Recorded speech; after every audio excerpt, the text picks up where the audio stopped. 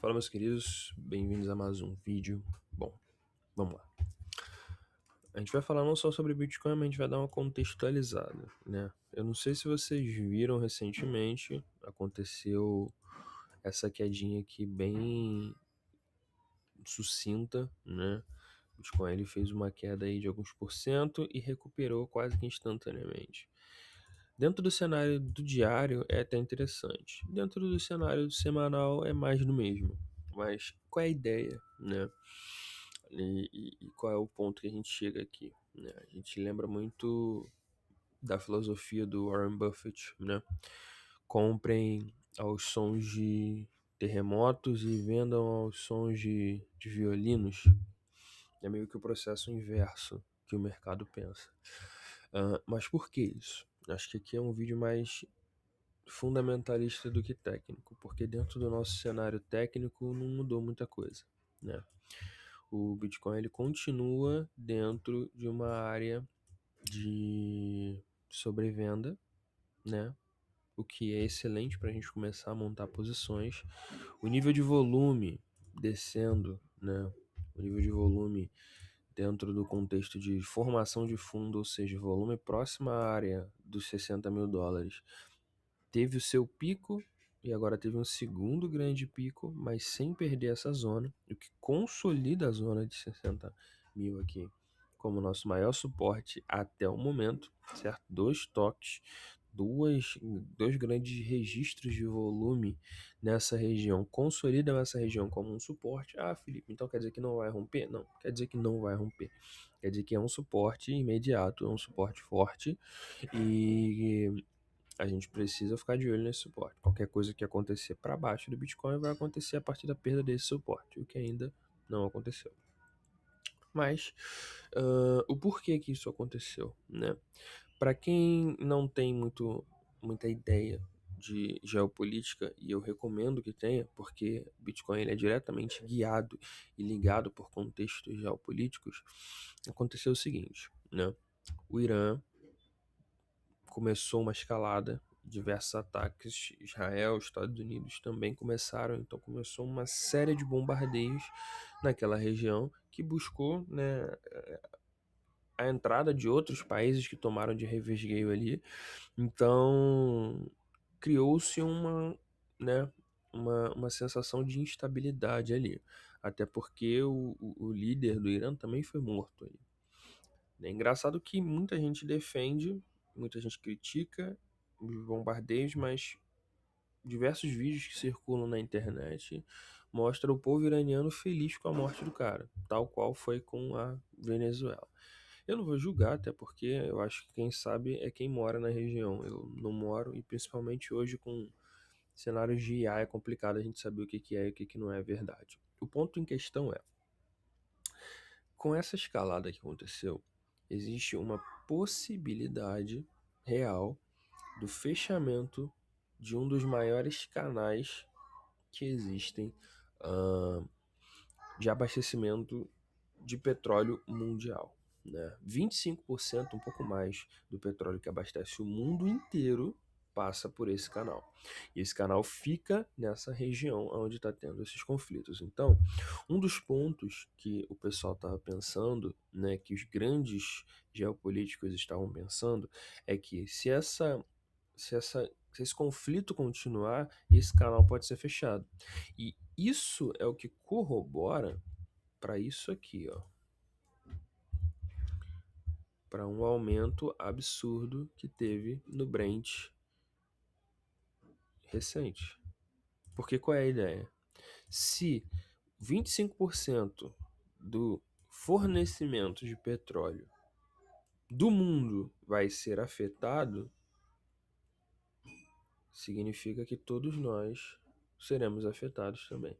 Porque desde o produto normal que a gente compra no supermercado até o combustível do carro, tudo isso sofre o impacto de 25% menos de demanda mundial.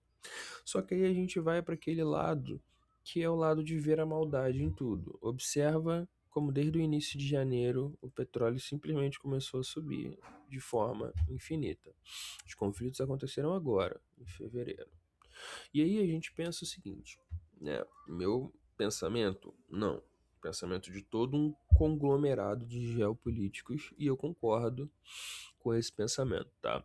Recentemente, os Estados Unidos apreendeu, né, fez um ataque na Venezuela, pegou o ditador de lá. E, obviamente, o povo ficou muito feliz e tudo mais. Só que o que mais tem na Venezuela? Reservas absurdas de petróleo. Então, quer dizer, o cara se apropriou, porque, de certa forma, como um pagamento pelo serviço prestado à sociedade, a gente facilita a extração desse petróleo para os Estados Unidos, né? Ninguém está dizendo que o povo da Venezuela não vai ganhar com isso, mas pelo menos não o quanto deveria. A gente paga uma merreca, vai meia dúzia de gente nossa lá, extrai o petróleo e fé. Por quê? Porque nesse momento não tem ninguém fiscalizando. Logo em seguida, a gente atua com o pessoal de Israel, porque o ataque foi conjunto, cria um cenário caótico aonde justamente o fornecimento global de petróleo pode ser afetado. Porque se o fornecimento for afetado, de lá o petróleo não vem, mas daqui eu tenho muito. Então daqui eu posso vender para os meus parceiros próximos. Por quê? Porque eu tenho aplicado sanções durante meses e essas sanções parece que não têm surtido efeito. As pessoas não têm entendido o tamanho do meu poder. Agora, se eu tirar o petróleo delas e elas só tiverem petróleo aqui, onde eu tô, tiverem que vir até mim rastejando, aí a gente começa a ter um poder diferente. Felipe, tu acha que é isso mesmo que aconteceu? Bom, eu acho que existem muitos. Toda hora para passar um helicóptero. Muitos geopolíticos pensam dessa forma. E eu sou um dos que concordam com eles, né? Embora não tenha formação em geopolítica, é uma área que eu estudo constantemente e eu concordo. Eu acho que sim, tudo isso foi premeditado pelo Trump ou pelo conglomerado dos Estados Unidos. Eu acho que tudo isso foi uma escalada ah, que teve precedentes desde a busca pela essa reserva de petróleo da Venezuela até esses conflitos armados buscando justamente o impacto no fornecimento de petróleo mundial e um controle através do poder que os Estados Unidos vai ter nesse ponto. Tá, Felipe. Legal, história, mas como isso afeta o Bitcoin? Bom, tudo isso afeta o Bitcoin por quê? Se o mundo entra em crise, se o mundo entra em colapso por uma quantidade escassa de petróleo, se o mundo precisa gastar mais dinheiro para conseguir o mínimo, que é o que nós poderemos em breve passar, obviamente, isso depende de o quanto essa escalada ainda vai continuar crescendo, tá? As pessoas tendem a sair do nível da busca por ganância e entra na busca por sobrevivência. Porque existem dois extremos. Ou o ser humano está tentando multiplicar o dinheiro que tem, ou o ser humano está tentando ganhar dinheiro para sobreviver. E aí, nesse momento, as grandes empresas vão sair do modo ganância e entrar no modo sobrevivência. E o Bitcoin está aqui, no modo ganância. Então é isso que todo esse conflito afeta o Bitcoin. Toda vez que existem conflitos ou que existem crises macro e geoeconômicas, as pessoas saem daquele rumo do dinheiro, da aposta, né, da busca por crescimento de finanças e entram no quesito proteção. Isso também explica o motivo do ouro continuar em processo de alta. Porque isso que eu estou falando com vocês aqui, lá atrás, obviamente, já foi passado entre os grandes gestores. Se tudo isso que eu falei for verdade, se tudo isso que os grandes geopolíticos pensaram é verdade, se de fato houve um plano para que desde da tomada lá do petróleo da Venezuela até a criação desse caos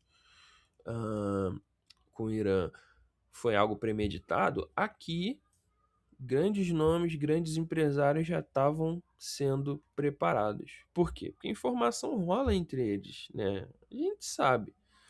E aí explica a alta do ouro. Então, desde essa época, os caras já estão comprando ouro, os caras já estão enchendo dinheiro as carteiras de ouro, porque eles sabiam, como informação privilegiada, de que isso iria acontecer. Empresas mesmo ligadas ao Trump, cara, meteu 5 ligações lá e fé, entendeu? Acontece. A gente sabe o que acontece. A gente sabe o que acontece. Dentro do mercado financeiro, a gente ter esse contato com a política sempre vai render bons dividendos, né? Inclusive, eu não parei para ver a Petrobras. Se chegou a subir. Só um adendo aqui, ó. Explodiu para cima, né? Explodiu para cima desde janeiro de 2026. Você vê como é que as coisas são. E por que essa escalada de petróleo foi tão absurdamente exponencial desse jeito? Tudo que sobe assim, gente, em linha reta, é digno da gente ficar prestando atenção. Digno da gente se perguntar pelo menos o porquê, né?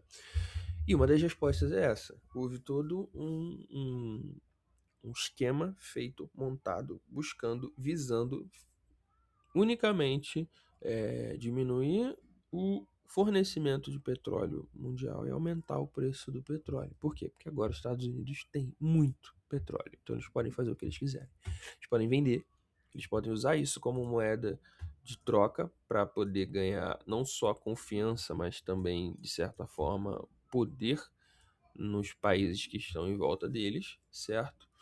Ou barganha. A partir do momento que o poder é deles, eles fazem o que eles quiserem. E como é que isso afeta a gente dentro do Bitcoin, né? Isso afeta a gente do Bitcoin porque gera oportunidades. Quem teve a oportunidade de comprar próximo em 60 mil comprou muito bem. Por quê? Porque se essa escalada foi um plano, ela não pode ficar muito tempo. Por que ela não pode ficar muito tempo? Porque se ficar muito tempo esse conflito, se esse conflito demorar muito, automaticamente os preços de todas as coisas no mundo vão aumentar. E aí o mundo inteiro entra em colapso, que era um plano para fazer os Estados Unidos ganhar um pouco mais de dinheiro e poder, acaba virando um colapso mundial. E aí as pessoas vão começar a procurar culpados. E no momento que elas começarem a procurar culpados, os Estados Unidos não ganham aliados, ele ganha inimigos. E aí é um segundo problema. Por isso que não deve demorar. E se não deve demorar, quem teve a oportunidade de pegar aqui em 60 mil, fez bem. Quem não teve, bom, fica de olho no gráfico, porque talvez não tenha mais. Meu humilde pensamento é esse, talvez não tenha mais. Ah, então eu vou comprar a qualquer preço? Não, não, vamos manter a regência. Nesse momento é um bom preço para comprar? Sim, está em zona de sobrevenda. Está em zona de sobrevenda, não tem desenrolo, né? A gente não vai deixar uma evidência gráfica desse tamanho escapar, tá bom? Principalmente por causa disso aqui, ó. Tá fazendo uma lateralização em fundo e essa lateralização está sendo divergente. O que isso quer dizer, Felipe? Quer dizer que existem dois caminhos para o gráfico aqui. Essa lateralização ela pode continuar e o gráfico vai continuar subindo até a região dos 60, depois vai começar a cair de novo, certo? Porque o 60 é uma região de resistência do RSI e ele volta a subir lentamente. Vai formar o primeiro fundo e vai embora. Nessa formação desse primeiro fundo aqui é onde a gente vai gastar bastante. Por quê? Porque aí a gente tem uma evidência sólida de continuidade de alta. Aqui, ó. Ele vai buscar fazer um topo, um fundo acima do topo anterior. Nesse ponto aqui, a gente vai gastar bastante. Porque a gente sabe que a evidência agora é boom para cima. Por quê, Felipe? Porque também existe a possibilidade de ser uma lateralização em queda, como foi logo aqui em cima. Lateralizou, caiu, lateralizou, caiu, lateralizou. Por isso que, como a gente não sabe o comportamento do gráfico, a gente não sabe o que mais pode acontecer nesse cenário, é melhor a gente se calçar dessa forma. Bateu ali a região 62, 63, a gente adiciona um pouquinho, mas sempre mantendo caixa. Chegou no momento dele, formou um topo, um fundo ascendente, aí esquece. É o momento que é a evidência que a gente precisa. Exatamente como aconteceu aqui. Ó. Observa que quando a gente atingiu o fundo, foram mais de um mês de lateralização em fundo. Isso aqui é o gráfico semanal. No momento que ele formou esse topo aqui, esquece. Aqui foi o ponto onde a gente brilhou. Esse candle aqui. No momento que ele formou, tocou, segurou, entregou, esquece. Daqui em diante foi compras infinitas. Entendeu? E é isso que a gente está esperando para o Bitcoin agora. Porque antes disso, ele lateralizou e caiu. Lateralizou, ensaiou uma alta, mas não formou fundo. Voltou a lateralizar e caiu de novo. Aí aqui embaixo, que foi a última lateralização. Isso pode acontecer com o Bitcoin? Pode. Mas nesse cenário, eu já não vejo o Bitcoin perdendo 50 mil. Não vejo. Não, desculpa, mas eu não vejo o Bitcoin perdendo 50 mil. Para mim aqui, se ele continuar lateralizando, ele justamente busca 50 mil e talvez seja a última lateralização. Mas eu tô de olho nisso. Tocou na nossa linha de suporte, de suporte ali próximo de 63, 60 mil, é onde a gente já começando a adicionar posições aos pouquinhos. Tocou aqui, adicionou um pouquinho, voltou a subir. Tocou aqui, adicionou um pouquinho, voltou a subir. Se perder, a gente corta lá para baixo, 50 a 55 mil, entendeu? Agora, se ele formar esse topo, esse fundo descendente, esse fundo ascendente, aliás, né? Se ele fizer esse cenário, né? Tá aqui bonitinho, candles, aí forma um candle, toca ali, testa 80 mil, volta e para acima de 70, aí não tem jeito. Nesse ponto é onde a gente vai querer gastar bastante. Se ele faz algo desse tipo aqui, ó, tocou ali, rejeitou 80, parou em 70, deixou um candle de reversão e continua a subir, não tem jeito. A gente volta para uma tendência de alta. Isso deve acontecer quando, Felipe? Sinceramente mesmo, isso só deve começar a acontecer ano que vem. Isso só deve começar a acontecer ano que vem. Entendeu? Só deve começar a acontecer ano que vem. Vale lembrar que aqui, quando houve a formação do fundo, né? A formação do fundo foi aqui. Nesse candle aqui, ó. Nesse candle aqui. Ainda teve mais uns 6 meses de lero-lero, de lenga-lenga, até de fato voltar a subir.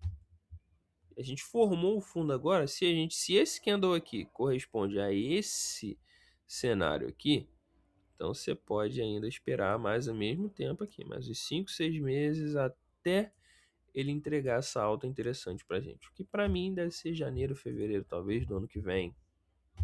Mas é mais de um ano? Mais de um ano. Que ainda pode formar fundo, para depois que consolidar o fundo ele voltar a subir. Ou seja, o cenário está fértil para plantio. É o momento da gente plantar, entendeu? Enquanto o mundo está em som de bombas, a gente está plantando, beleza? Para quem opera também nas bolsas, focar em projetos que têm exposição direta a petróleo é interessante, e exposição direta a IA é muito interessante também. São dois cenários que tendem a valorizar bastante aí. Mas acho que o ponto agora é esse. Saber que a gente ainda vai andar de lado por um bom tempo, o cenário não está altista, as escaladas ainda podem gerar mais conflito, mais caos, mas se tudo isso é um cenário pré-meditado, no momento que eles apertarem o botãozinho de fazer as pazes, o gráfico explode para cima. E se a gente esperar o momento certo, talvez ele nunca chegue, entendeu? Então, nesse ponto, a gente vai se expondo aos poucos, sabendo que a gente ainda pode ver o gráfico ir a 50, mas que hoje a probabilidade não é tão alta, certo? E é isso. Muito obrigado. Qualquer dúvida, deixe nos comentários, né? Lembrando que é a minha opinião sobre geopolítica, aliada, obviamente, a muitos outros estudos, mas que você tem o direito de discordar 100%, tá bom? De qualquer forma, valeu. Muito obrigado. Deixe seu like e tamo junto.